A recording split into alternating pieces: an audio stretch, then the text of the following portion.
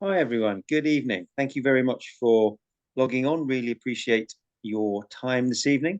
Hopefully, this will be fairly interesting for you and give you a little bit of an insight into what I do. Thank you very much to Stephanie and Pro Osteo for inviting me to speak to you this evening. It's always a pleasure to talk to colleagues around the world and always good fun as well. I've been I'll give you a little bit of background to what we'll talk about as we go along.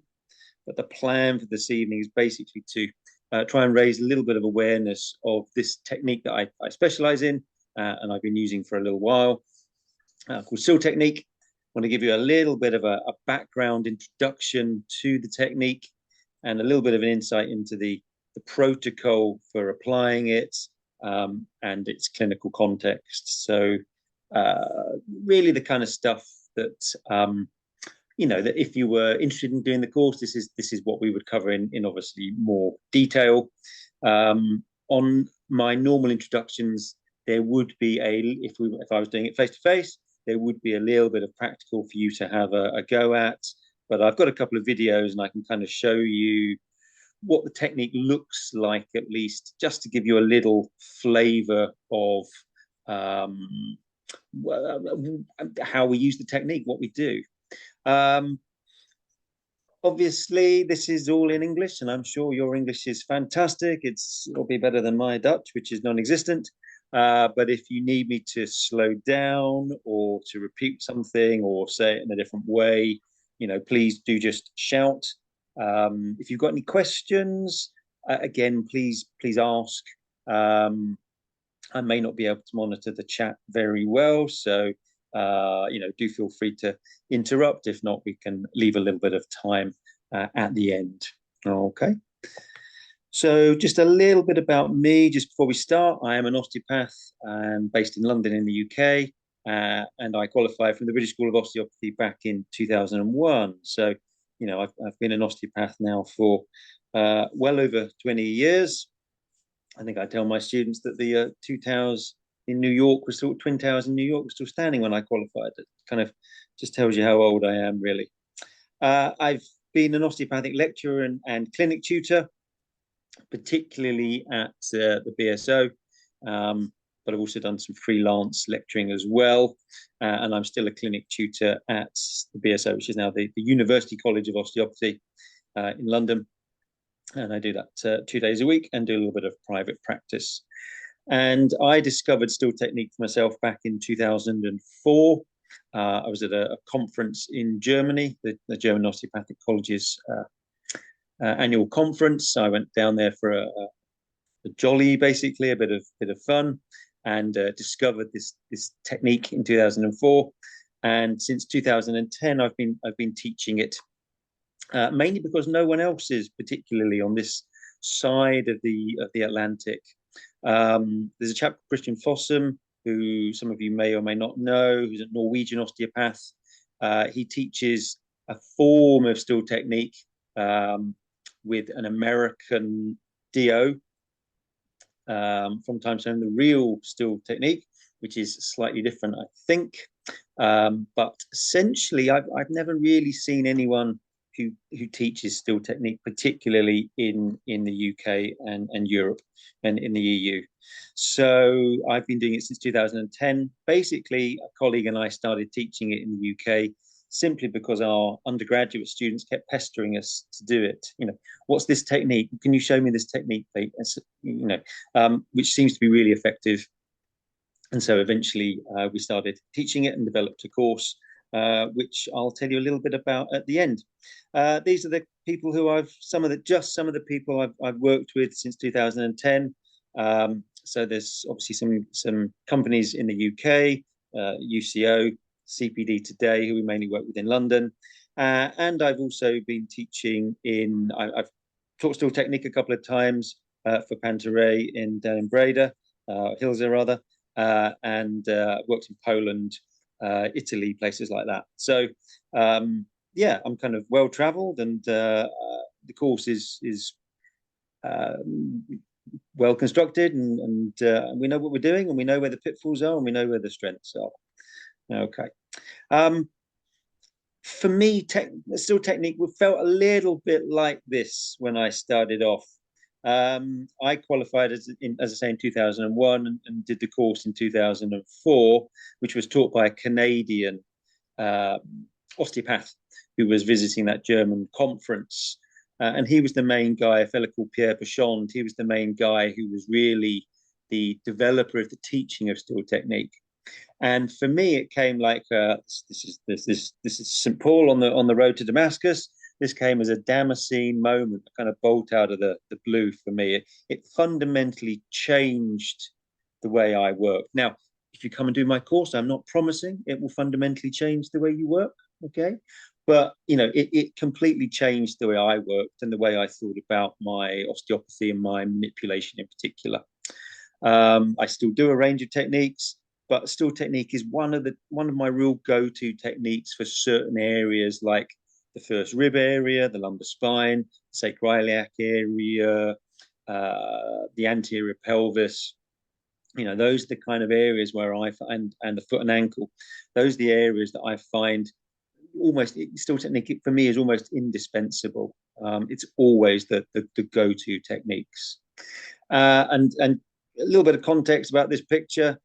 So for me, and when I graduated, my teaching wasn't great. The training wasn't great back in the late 90s at the BSO. It was a lot of ideas, and we were shoved all the ideas. Everyone was just kind of given to us, and we would just say, you work it out. And so I left. I didn't really know what I was doing. If any of us do know what we're ever doing, but I didn't really know what I was doing, and it was quite disorganized.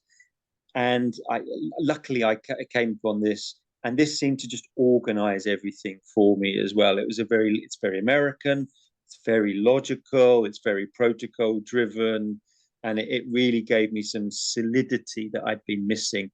And I came back feeling like I was the reincarnation of AT still, and blah blah blah blah blah. If that's not blasphemous, but yeah, as I say, it really did change my life. It really was a Damascene moment, as we say in English. So in terms of a little bit of background to the technique itself, it is an osteopathic manipulative treatment. I know that in these days, or the modern days of biopsychosocial healthcare, and we've certainly got some colleagues in the UK who are really pushing the biopsychosocial component. Sometimes manipulative skills are a little bit downgraded. The research suggests it's no more effective than placebo at times. Certain of my colleagues are trying to move us away from lots of hands-on, shall we say. But, there are times where obviously manipulative treatment is really, really useful. For me, it probably is what defines osteopathy. And also certainly the palpation component as well really defines what we do with osteopathy. And so still technique is an osteopathic manipulative treatment. It was developed by this chap, a fellow called Dr. Richard Van Boskirk, DO, who is an American osteopath based in Florida. For those of you who like your football, he is not Sven-Göran Eriksson, but that's a joke I've been telling for 10 years, and it wasn't funny to start with, and it's still not funny now. He developed still technique in the 1990s. He was working in Florida at a university lecturing, and started to become really interested in osteopathy as he was lecturing, I think, anatomy or physiology to some of his undergraduate students, osteopathic students. And he decided he was going to become an osteopath. And then at one point, he then started delving into older osteopathy, trying to look at the work of A.T. Still and the early osteopaths, trying to get a little bit of an idea of how they use their hands, of how they did their manipulations. And so he delved back into the limited written records that there are, and he gradually developed this as a technique, as a kind of and named it Still technique in honor of A.T. Still. although he's quite clear that it doesn't have a direct lineage to Still himself, which again maybe we'll mention as we go through. He published his first article on Still technique in 1996 in the Journal of the American Osteopathic Association. So obviously presenting that to the world, or America, as most Americans call the world, obviously. Still technique is a kind of combination of techniques. It's described as an indirect and then a direct manipulative technique. I'm not quite sure how bothered osteopaths are, how bothered your training institutions they were about the differences about indirect and direct techniques. Certainly, it was nothing that was ever mentioned when I was a student in the UK 20 years ago. But your direct techniques are things like your high velocity thrusts, your soft tissue massage, your passive joint mobilization, your muscle energy techniques. And what that means is that they are techniques that go towards a barrier, towards a position of dis-ease, as it were, of bind, and they go through that barrier. If you think about your HVTs, you get a wind up and you go through the barrier. With your muscle energy technique, you find that barrier point of stretch of the muscle or the joint, and then you obviously get them to contract. And when they relax, you go through that barrier. Yeah. So there is an element of direct technique in Still technique where you will go to and through a barrier. But there's also an element of indirect osteopathic manipulative technique as well. And your indirect techniques are your techniques like strain, counter strain, functional technique, balance, ligamentous tension, even cranial technique to some extent. Okay. And what they're doing is they are staying well away from any barriers. Yeah, they're going to a point of ease and they're always staying within ease. Okay. And if you're doing a functional technique, you never go towards the bind. If you're doing strain counter strain, you never go towards the bind, towards the barrier. Yeah. If you're doing a muscle energy technique, you never go towards ease, you always go to the barrier. So Still technique is combining both of those elements. So actually it doesn't sit in either camp.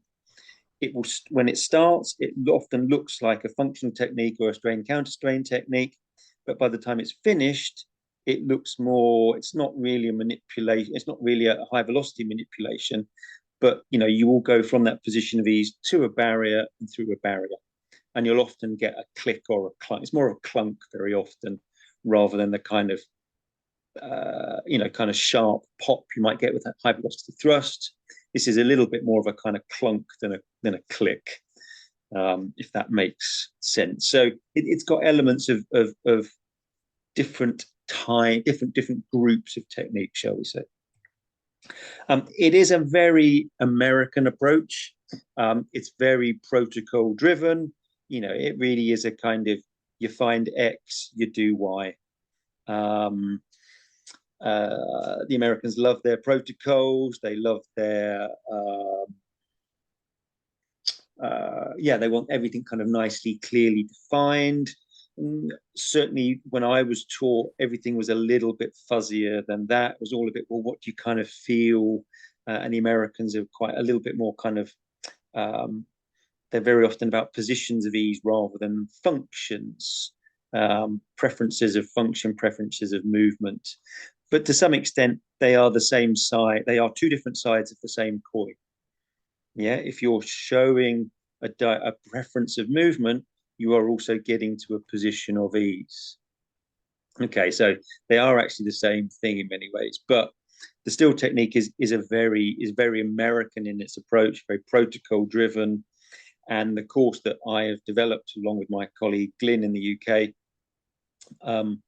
tries to kind of have that in between. We try to go for a mid-Atlantic kind of response.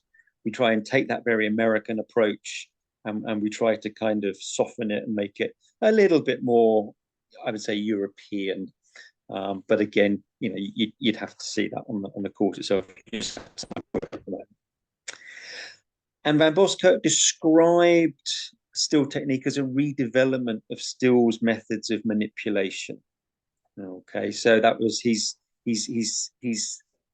kind of honoring Still's approach, but he's kind of adapting what Still did to some extent. And the reason that Van Boskirk calls it a redevelopment is that the reality is we just really do not know how A.T. Still treated.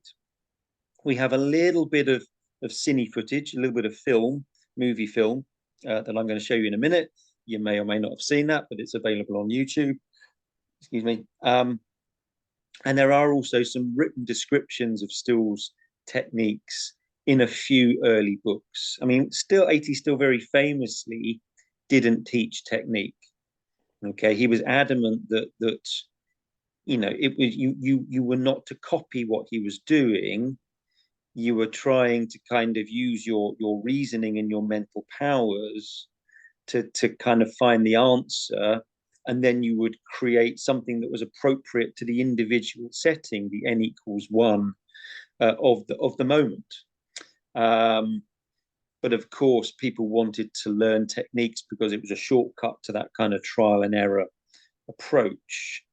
So, he didn't really write techniques down until very late on in his life. And it's only in his last book, Research and Practice, which he published in 1910, when he actually starts to write down some descriptions of his techniques. And if you want to read them from source, there is a link in the presentation, which I will direct you to at the end. And there's a few other documents as well that you can go and have a look at. But he will often say, there is no one way of doing this. This is how I would do it. This is how I might do it. But there's lots of ways of doing it. Some of his early colleagues and close colleagues also wrote down some of his techniques as well. So Arthur Hildreth very famously wrote The Lengthening Shadow of A.T. Still, which is a biography of A.T. Still, but also a history of osteopathy. It's a little bit like trying to read the Silmarillion by Tolkien. It's a very long and quite boring book, quite frankly. But I have tried to read both. And another fellow called Charles Hazard wrote down descriptions of what Still was doing as well. But like any technique, if you try and read the technique from the book, it's really difficult to interpret it if you don't already know the technique. Yeah, I mean, I don't know if anyone's tried to look at Laurie Hartman's book or any of the other modern technique handbooks, osteopathic technique handbooks, but they are really difficult to interpret if you don't know the technique. If you do know the technique, they're a great aid memoir to jog your memory and go, oh yeah, that's how I do it. But you can't learn technique from the book. And then you've got the issue of translation with A.T. Still, who is writing in 19th century English, often in quite dense, artistic, poetic prose almost, with lots of metaphors, and it's really difficult to interpret. But there are a few written descriptions, and Van Boskirk has had a go at trying to interpret what he's reading. The other reason that we don't really know how Still treated is that his colleagues just couldn't convey what he was doing. Arthur Hildreth just said, I was so intimately associated with him, but I can't tell you how he achieved all the things that he did. Okay. There's no written protocol. Still is not writing down his protocol for treatment. Okay, my friend Walter McCone has just, my mentor Walter McCone has just posted on Instagram some responses from the flu epidemic in 1919, 1920. Osteopaths were asked to give their responses to how they treated patients with Spanish flu. And what you get from it is a kind of broad sweep of ideas. You don't get a list of specific techniques. Okay, so it's about how they approach the patient in general rather than a protocol. So again, that's why we're not quite sure what Still did. Still had no hierarchy of techniques. Again and again in Research and Practice, he goes, this is one way of doing it, but there's lots of ways of doing it. So, it is difficult to try and interpret what he's doing. And treatment was also in the moment. Yeah, he couldn't tell you what he was going to do because of his surgical approach. he couldn't tell you what he was going to do from one treatment to the next. Yeah, and it's a little bit like thinking about how you got to work this morning. Yeah, if you drive a car, ride a bicycle, ride a motorbike, if you tried to explain every single gear change that you undertook and how you took every single corner and every single road, you wouldn't be able to do it. Yeah, you'd have a rough idea of how you got there, but the decisions you make would be within the moment about that particular corner because it was sunny today, as opposed to it being raining last week, as opposed to it being freezing, taking that corner at 9 o'clock in the morning, as opposed to 6 o'clock in the afternoon when there's pedestrians around, whether you're driving in a Ferrari or a Ducati or a Mini or riding on a bicycle. All of these things will mean that the decisions you make, in the moment will be different every single time. Okay. And that is really how Still was approaching his treatment. He didn't have a set of theories. He was just there doing what he was doing, which is a very surgical approach. Surgeons don't really know what they're going to do until they get there, until they really find out what's going on. Okay. So this is why Van Boskirk calls it a redevelopment. There just isn't a scaffolding of information there to give some background information. He's had to kind of try to work it out himself. As I say, there is a little bit of still footage of Still working. We actually have more footage of him in his coffin than we do working. But this is some footage that was put out by the Edis Still University in Kirksville. Obviously, it's a silent movie, and you'll see a caption board come up, and it's very blurred. But essentially, what it's saying is Dr. Edis Still in his 86th year lecturing and demonstrating osteopathic treatment to the students. So I guess this must have been about 1913, I think. Okay, so let's just hit play there. And that's what that board says. So Dr. Still is here on the left. And this chap here is obviously looking very happy. Yes, very pleased. Yes, jolly good. We don't know what kind of technique he's doing there. Lovely patient handling. Just turn around, get on with it. There we go. Find something, push on it. There we go. Job done. That's 24 seconds. Okay, let's just show that again because it is quite interesting to have a look at. This first technique that Dr. Still's doing, we think maybe a rib technique, maybe first rib, maybe clavicle. The second technique is probably for the ribs. Notice as well, he's working with this person fully clothed. Yeah, he hasn't got anyone undressed. And he said, you don't need to get patients undressed. Once you've qualified, only getting people undressed is only for students. Yeah, once you've qualified, you should have a mental image of the body in your mind, and you can just work through the clothes. Okay, but let's just show you that again. As I say, it looks like a first rib technique or a clavicular technique. There we go. Chap's very happy. No ceremony. Whip him round, push him round, turn round. There, get on with it, and then probably does something on his ribs. There we go. He's felt something, and he's just kind of squeezed it or done something. But that's all the footage we have of Still working. Okay, as I say, we have more information of him in his coffin, or more pictures of him in his coffin. So is Still technique the technique of Still? The answer to that is, of course, yes and no, because we're osteopaths. So obviously, it completely depends. Yes, Still technique is the technique of Still because it is based on that bit of cine footage we've just seen, and also those written descriptions which I've just talked about. So the written descriptions in Research and Practice, Still's last book, Charles Hazard, and Arthur Hildreth. And there are actually, you can actually now have a look at all of those books for free online. The links are at the end of the presentation. So hopefully Stephanie will be sharing this with you, or you can request it. If she's not able to do that, then I'm very happy to pass that on as well. At the same time, Still technique is not the techniques of Still. It's an interpretation of what Van Boskirk thought he might be doing. Okay, that's very, very British to say that. of what he might may have been doing. Um, because it's the Still technique is filtered through all of the developments in osteopathy since Still's death in 1917. Okay, so it talks about the treatment of somatic dysfunction, which is a concept that Still would have had absolutely no idea about. Okay, obviously he might have talked about an osteopathic lesion, and clearly it's similar, but it is talking about things and approaching things that Still would have had no concept of. Okay, it also doesn't claim a direct lineage back to Still. So if you look out there in the marketplace, there are a few other different types of techniques, like the real Still exaggeration technique, and I think it's Still Lachlan technique. And both of those claim a direct lineage back to A.T. Still.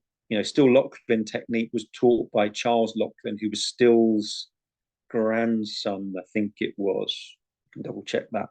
And the real Still exaggeration technique is taught by a fellow along with Christian Fossum called Jerry Dickey. And it was Jerry Dickey's father's cousin studied under Still. And it's all about the lineage. It's all about the living flame that's handed on almost. So it's almost like you're getting a little bit of stardust by doing these courses. Van Boskirk is not claiming any of that. He's just saying, this is my interpretation, and I'm going to this is as close as I can get to what I think Still was doing, and I'm going to call it Still technique in honor of the great man. Okay, so Still technique is and it is not the techniques of Still. Okay, so in terms of clinical issues, what do we use Still technique for? Well, Still technique is really good for multiple single tissue or joint restrictions, essentially articular or myofascial somatic dysfunctions. Okay, I know that's a problematic term. It certainly is a problematic term in the UK and Australia. It's about that physical phenomena, that TART acronym in English, the tissue texture difference, the asymmetry of bony features, the range of motion alteration, and the tissue tenderness.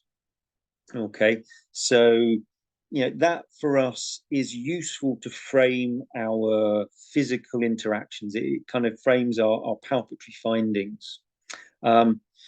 And helps to kind of direct us towards applying manipulative techniques. At the same time, it's a very profession-specific idea. It's often a very professional-specific idea. So each osteopath has a slightly different idea about what somatic dysfunction is. It's a little bit disempowering to the patient. It's a kind of junk medical term. And there's also no real information about how useful it is for someone's overall health. So, it is a problematic concept, but Still technique is designed to treat it. And I think it's a really useful and helpful concept to think about when it comes to your palpatory findings. So Still technique is there for the treatment of somatic dysfunction.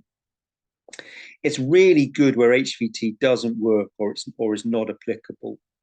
I am not very good. It's one of my great regrets in life, apart from not being able to speak a second language properly, which clearly is not a problem in the Netherlands. But HVT, and I really wish I could manipulate someone's upper neck well and consistently, and I just can't. And there are good reasons for that, which I won't go into. So, I need to find an alternative. And say for me, Still technique is a really useful way of being able to mobilize that upper neck when I want to do a little bit more than just soft tissue or articulate it. Yeah, because I'm just really not very good at HVTing that C0, C1, C1, C2 complex. Okay, rest of the spine, not bad, pretty good. But those upper ones I really struggle with. But clearly, you're going to have some patients for whom HVT is not applicable, and that's going to be kind of at, say, the extreme age ranges, aren't there? The recommendation is you don't use HVT with anyone under the age of 18 because they really haven't stopped growing yet. You don't know how HVT might affect their tissues, and clearly HVT is a very strong technique. So you really probably wouldn't be using it with anyone or on a regular basis in their 60s, 70s, and 80s and beyond. But there, as I say, there's going to be times where you just think a bit of a rub and a stretch and a waggle is just quite not enough. You want to be a little bit more directed towards the joints, say, for example. And you want something that's just actually going to mobilize the joint a bit more without HPTing it. And this is where still technique really comes into its own. My colleague Glyn says that he's used it with a modified, but used it with a patient who was 2 days old, and he's also used still technique with a patient who was 104 years old.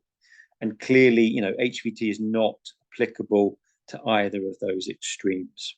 Okay. The responses you get with still technique, the reason I'm saying it's a good alternative is because the responses you get are very, very similar to HPT. Yeah, we'll talk about kind of how it might work in a minute, but essentially, you could almost interchange the effects of HPT and still technique. So it's just a really useful tool to have when you want an alternative, when you want to do something different, but your HPT is not on the table. In terms of when you shouldn't be using it, there's not a lot of specific work on it, particularly in the literature. But essentially, it's your standard absolute and relative contraindications for osteopathic manipulative treatment. And an example of where that's set out is in Gibbons and Tien from 2006. So, your absolute contraindications are going to be things like if you think the cause of the symptoms is if you think the cause of the person's back pain and leg pain is caudal equina compression, all manipulation is contraindicated. That's a surgical decompression. A bit of foraminal gapping, bit of still technique is not going to do the job there. Yeah. If you think you've got spinal cord compression in the neck, that is not a time for osteopathy. That is a time for referral. If you think that the person's neck symptoms and headaches are being caused by cervical artery dysfunction or vascular pathology of the neck, you think that they're having a carotid artery dissection, still technique is absolutely contraindicated there, as is all hands-on manipulative technique. Yeah. So, there's nothing unusual in that for still technique. Still technique as a manipulative therapy, if it's a standard absolute contraindication, for any manual therapy, that will include still technique. You've then also got your relative contraindications for osteopathic manipulation, things like age, pregnancy, osteoporosis, ligamentous laxity, etc., etc. Okay, and obviously those are the times at which you make your judgments based on the risk to benefit scenario, and you make a decision about whether you're going to use manipulative techniques. Okay, so that is still technique obviously will fall under that. There is nothing really that specific in terms of contraindications for still technique per se. If you look in Nicholas and Nicholas, the Atlas of Osteopathic Technique in 2016, there are a couple of specific contraindications for still technique, but that's saying things like, if the joint is so stiff that you can't move it, that is so arthritic that you really can't move the joint around, then still technique is probably not warranted, and that's probably not a bad call. Conversely, they say if the joint is so mobile that that you can't control it and it's not safe to move it and manipulate it, then again you probably won't be using still technique. They then also talk about if you're going to overstrain the tissues as well, and again still technique as a result would be contraindicated. Again, I think that's almost standard for any kind of osteopathic technique, to be honest with you. So it is in the literature. I don't want people saying, yes, but you didn't tell us about Nicholas and Nicholas. So it is there. But essentially, contraindications are, what is standard for, any kind of manipulation. In terms of adverse events, again, they are standard for all osteopathic manipulative treatment. Okay, so using still technique is no different to using soft tissue massage, cranial, HVTs. Okay, so we know from the research out there that somewhere between 2.5% to 40% of patients on average have some kind of adverse response to hands-on treatment. The 2.5% figure comes from Degenhardt et al. In 2018, which was looking for adverse events on the table in the practice office, as it were. So they get off the table and they feel immediately worse. And they found a rate of about 2.5%. The work of Carnes et al. In 2010 found that on average, people have mild transient adverse events, in about 40% of cases. All right. And in terms of the non-reversible, so the really serious, stroke, death, again, the figures are going to be in about the 1 in 30,000, they think, on average. Okay, so, but again, this is standard for all manipulative technique. This is not unusual for still technique. There is no specific information on still technique, but obviously there is information on manipulation in general. Okay, so in terms of adverse events, if you were getting consent and explaining how the patient might feel afterwards, it's going to be, most of the time, it's going to be the fairly standard. You're going to feel a bit stiff or sore. It might make the symptoms worse. Okay. In terms of its mechanism and how it works, the reality is no one really knows. Okay. In common, again, with all manual therapy, Zussman says this in 2013, all manual therapy probably activates inhibitory pain systems. So that's probably how still technique works. Yeah, it's you're doing something, you're desensitizing, de-overloading, decongesting. All of your techniques do that. Okay. The truth is that there is very, very little research on still technique. If you put still technique into a search engine, you'll come up with about one study, and that was done by this chap Taylor in 2008, and it was an undergraduate dissertation down at Unitec in Christchurch in New Zealand. No, Auckland, sorry, Auckland, not Christchurch. And he looked at the range of motion at the talar-crural joint, at the ankle joint, and what a surprise, he found that more research needed to be done. He said that it seemed to show quite good potential for improving range of motion, but it wasn't clear the subsets of patients who would benefit most from it. But again, this was a small undergraduate study, so that's not massively surprising. So had good potential, but more research was needed, which is pretty much the conclusion of most research papers. But other than that, there is nothing out there really on still technique. It's not a technique that's been researched in any depth. Hence, we have to kind of pull in information from manipulative techniques in general.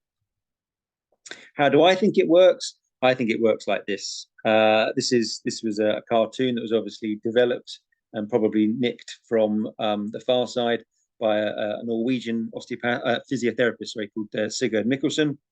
And he's talking about, the kind of blind osteopaths, blind manual therapists examining this elephant, and the elephant, you can see there, looks pretty pissed off with this. But, this is kind of what we do when we examine someone. We talk about, well, we're talking about unequal length, or it's the fascia, or it's something about sacrum, or it's, something's overpronated, when in fact, what we're doing is we are examining a whole entity, a whole with a W. Yeah, so this is the holistic bit. And I guess what we're doing when we use still technique or any techniques is that we are manipulating or accessing the whole through the part. So still technique, we talk about working on the first rib or the sacroiliac joint. We're not. We're working on the whole of that limb. We're trying to get the person to move around that point.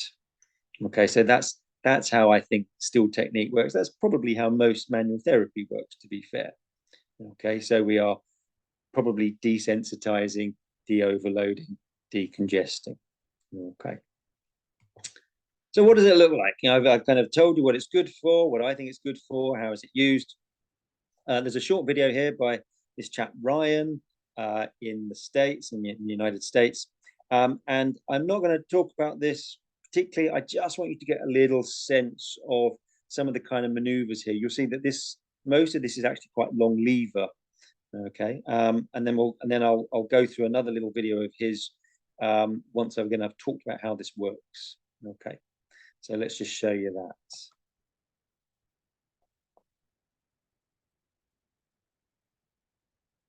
So here he's doing something on the thoracic spine.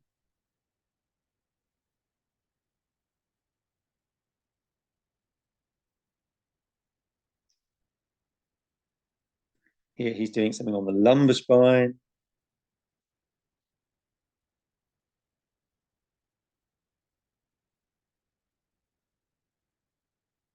He's deeply uncomfortable about being in front of the camera, obviously.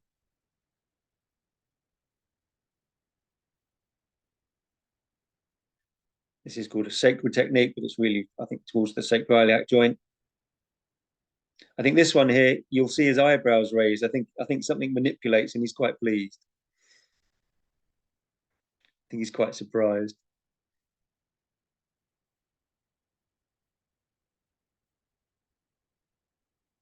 There you go, little eyebrow raise. Yeah, I did that one.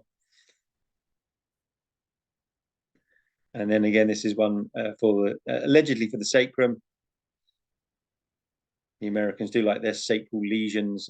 We don't really talk about that.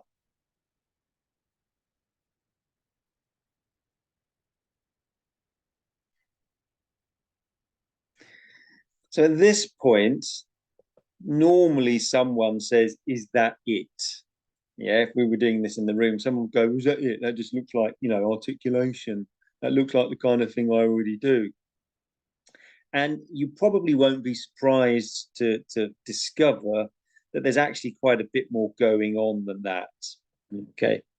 So, what's happening there is that Ryan is using a sensing hand. Okay. He's using one of his hands there to monitor what's going on as a tissue response. Okay. He's then using the other hand as an operating hand. Yeah, he's introducing, and this is obviously what you can't see, and this is what you would feel on a face-to-face course, is that he's introducing what's called an external force vector. And then he's moving the patient through a full range of motion. Okay. The lovely thing about this as a technique is that you get to feel with one hand and do with the other hand. And if you think about lots of your techniques like your HVTs, your passive joint mobilization, you're being asked to try to feel and do with the same hand at the same time. Yeah, your HVTs in the neck, you're trying to feel the bind with your hand, and then somehow you've got to keep thinking about that and then kind of move the joint, with the same bit of your hand. Okay. But the great pleasure about still technique is that you can actually, once you've got the motor component going, you can actually spend time concentrating on what you're feeling. Yeah, because the motor thing, a little bit, again, like driving a car, driving a bicycle, driving a motorbike. Yeah, once you know the mechanics of driving, you can then actually drive the road rather than the vehicle. Okay. So, and I know if you want to give this a little go yourselves, you can try this afterwards. If you tap your hand and concentrate on the finger that you're doing with, as you tap your hand there, all you will feel is the sensation in your finger going all the way down your arm. Once you get the rhythm with tapping, if you then concentrate on the sensations in this hand, concentrate on feeling, you don't feel this hand anymore. And what you start to do is you start to feel the sensations in your palm and the vibrations going down the other arm instead. But you were always feeling those beforehand. It's just really difficult to concentrate on the sensations in the feeling hand if you're spending all your time concentrating on the doing. Yeah, so you can try that for yourselves afterwards and just think about how you can switch your attention from one hand to the other, and the differences in the sensation that you'll feel and palpate. Okay, so do give that a go. It's an interesting one. That external force vector is described, because it's American, as 5 pounds. Obviously, this side, your side of the English Channel, that would be 2 kilograms. In the UK, we have both of external compression or traction to that restricted tissue, and you maintain it throughout the technique. And those are the 2 magic ingredients that makes it different to just pure passive joint mobilization, passive joint articulation. Okay. There is a protocol, okay, that Van Bosbeek wrote in 2006. That is too much even for me to read, so we're going to ignore that. Okay. To summarize that treatment protocol, the first thing you do is you find an initial position of ease. And that position of ease is that position of least tenderness, tissue texture difference, or motion restriction. You then apply your compression or your traction, whatever makes the tissues feel easier, although with certain techniques, compression is more appropriate. Then maintaining that compression or traction, you are then going to go through the restriction. So you're going to go from that position of ease towards the barrier and through the barrier in that full range of motion. You then at some point will hear or feel a release. As I said earlier, that will often feel like more of a clunk than a click. And then at that point, you would release the compression or the traction and return the limb and the patient to a neutral position and retest. Okay, so, if you wanted to experiment with this and play with it yourself, that is the protocol for all areas when you use still technique. Okay. Let me just show you quickly another video of Ryan here with the sacroiliac joint, because that should be quite familiar to you. And I'll just kind of run you through what he's doing, just so you can kind of pick up that point of that protocol there. Okay. So here, that with that anomaly, the first thing he's going to do is palpate. So you can see here that his right hand is under this his colleague's sacroiliac joint, and that's his action hand, that's his operating hand on the left knee there. Okay, so what he's going to hopefully do first is look for a position of ease with that sacroiliac joint, and he's telling us that, on the video there, that position of ease is going to be approximately a kind of anterior nominate. Now, I don't think he quite finds the anterior nominate here, but he's finding that position of ease to start with.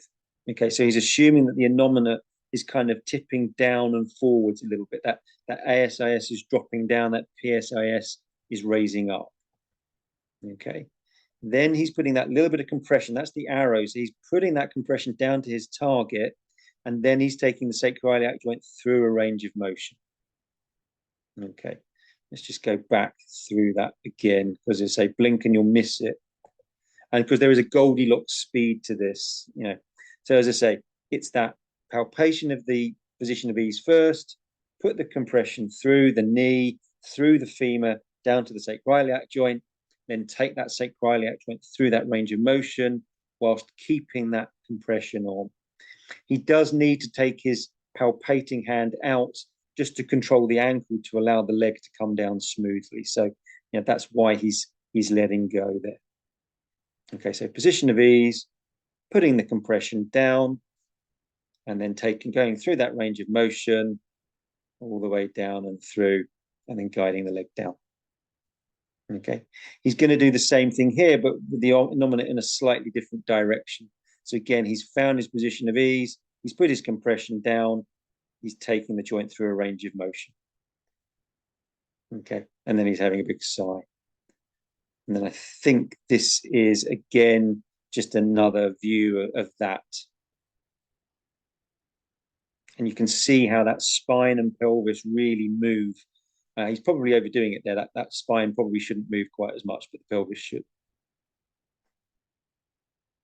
He's finding his position of ease, compression, and then coming down and round. And again, if any of you have done any classical courses, that will feel pretty familiar, because obviously, techniques based on what Still was allegedly doing, and there is a description in Research and Practice which sounds very much like that, those innominate techniques there. And obviously classical traditional osteopathic techniques as brought by Littlejohn from America, clearly they're going to start in the same place. Okay, so if you've done a classical course, that will look kind of familiar, but the way you're doing it will be very different. So just in summary, ladies and gents, Still technique is an osteopathic manipulative treatment for somatic dysfunction.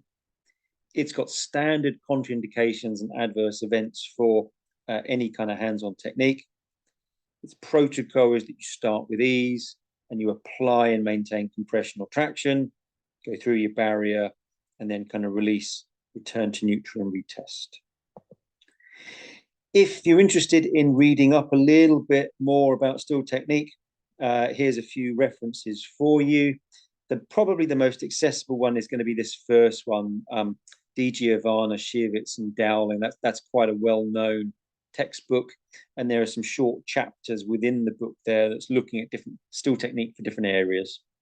Some of you may be familiar with Nicholas and Nicholas, which is an atlas of osteopathic techniques, and still techniques, and Ramboskirk's second book, he published himself in 2006.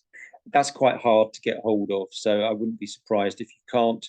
I do have a scanned copy, don't tell the publisher, but a scanned copy of the first edition, if anyone ever wants me to send it to them, and just ask me for the link. If you're interested in that study on the ankle, there is a full link there. That's a full access paper which you can go and follow up. As I say, Stephanie should have a PDF copy of this presentation, which I'm very happy for her to share with you if you're interested. If you want to see some more videos about still technique, again, there's a little compilation I've made on YouTube that I've found from different sources. Again, they're variable in quality. That also has that video there, that black and white footage we saw at the start. This is an interview with Ramboskirk, who's a very taciturn man, quite a boring man.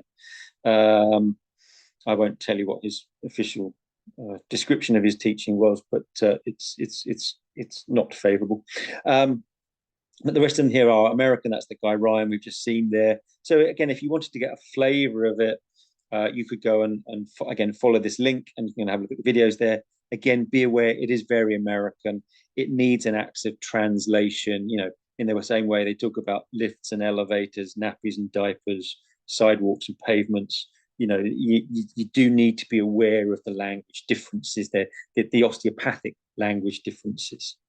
Okay, but you know, by all means, fill your boots, go and have a look at it. And if you are interested in going back to the original source material, again, this is all freely available online. So Charles Hazard, that I mentioned, who wrote down some of Still's techniques, his book is available through the Wellcome Collection. Arthur Hildreth's book is available here online as well. And all of Dr. Still's books are now available through the ATSU, the Andrew Taylor Still University in Kirksville. And if you are interested in reading up on more old osteopathy, again, the Museum of Osteopathic Medicine has a long list of early journals from the late 19th century up to about 1920, 25, which they've scanned in and they're obviously made freely available online for you. I do run a course, and this is partly as well to kind of advertise this course as well. And the way that I run this course, it's a 2-day face-to-face workshop. Obviously, it will be in English. And that tends to be 2 consecutive days. That tends to be a Friday and a Saturday, because obviously I've got to come over from the UK, although it's obviously not far to come. We would talk about the background, the theory, and the practical of still technique.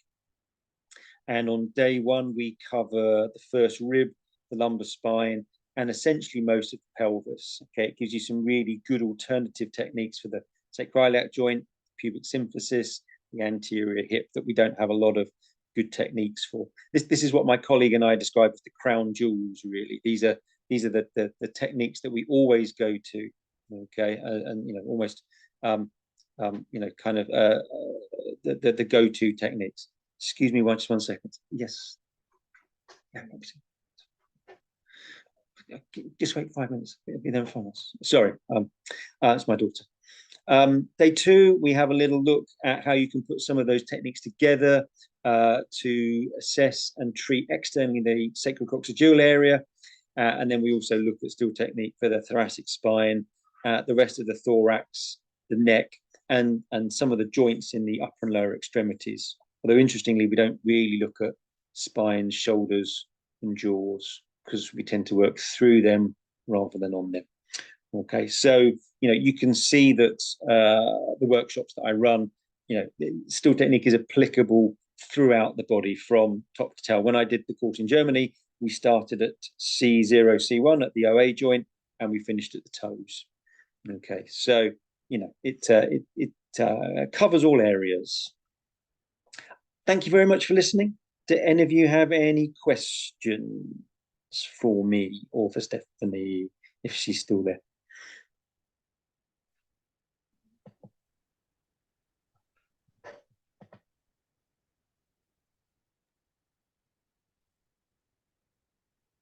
Hello. Hello there. Hi. Thank you, Jonathan, for your presentation. It's been really interesting. You're welcome.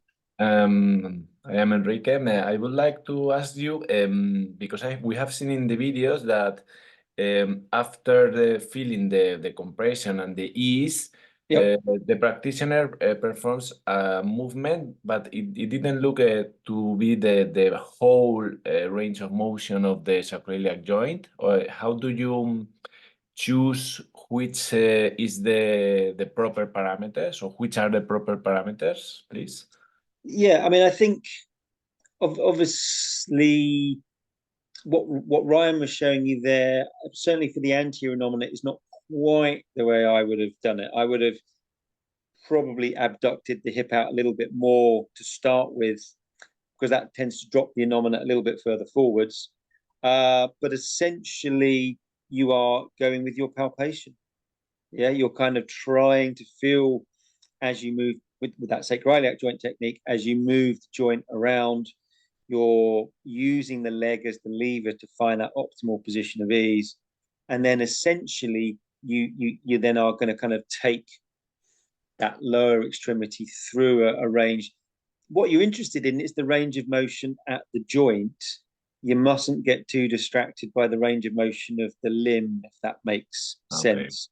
So when we do a first rib technique, for example, we might start with the arm up here and we come round. It's almost like doing a backstroke movement in swimming, or a front crawl type movement. So there's one movement where we start here, we come round and come across, or we come here and we come back and we come round.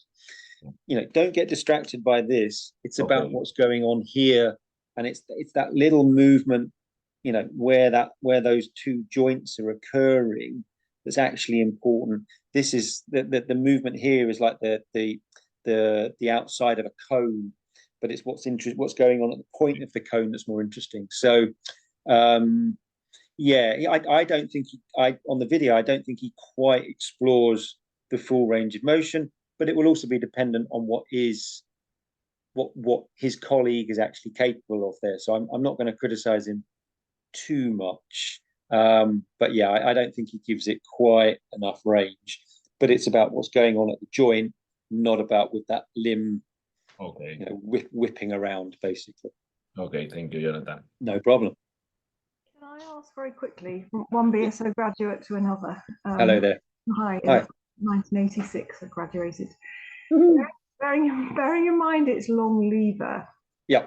It sort of does require quite a lot of patient relaxation to allow the movement. At least it looks as though it does. And patients generally can't relax that well.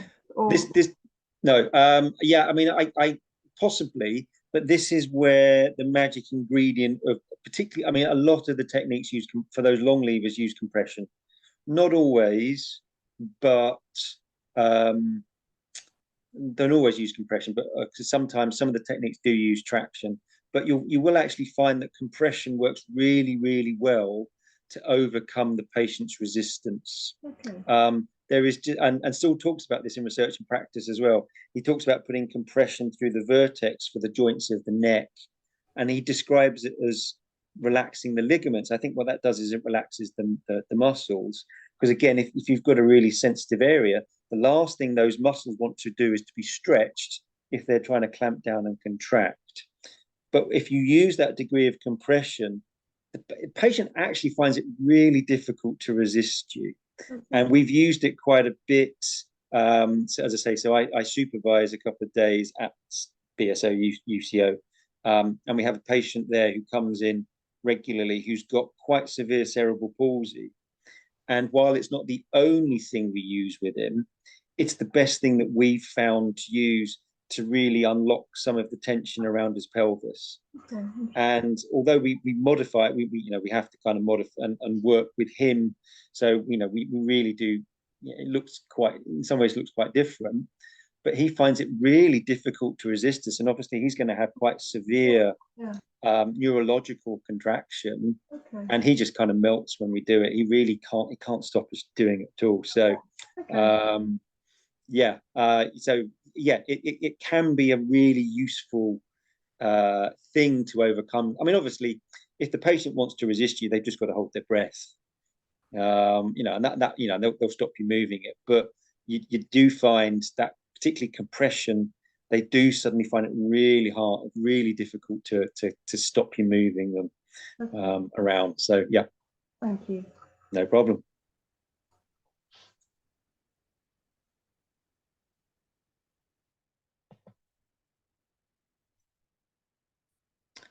Okay, well, if anyone has got any other questions, excuse me, my voice has gone funny there. If anyone's got any other questions, please feel free to email me or contact me on social media. That's my work email address, and those are my social media handles if you want to find me on Facebook or Instagram, or you can have a look at visit my website and get my contact details from there. So yeah, if you've got any questions about it, please do be in touch. Any questions about the course itself, please obviously contact Stephanie and the team at Pro Osteo. I think we're looking to run this around the 5th or 6th of September. So that first kind of Thursday or Friday of September in Hilsa. So let me just check the chat. Okie doke. Okay, let's just go down the chat there. Thank you. That's just from Stephanie. Okay, cool. So, yeah, obviously all those details about the course itself will be available on the Pro Osteo website. And as I say, if you want a copy of this presentation, please ping Stephanie and she'll be able to pass you on the Pro Osteo team. They'll be able to pass you on a PDF copy of this, or any problems with getting hold of that, or you want any other details or information, then yeah, please feel free to contact me.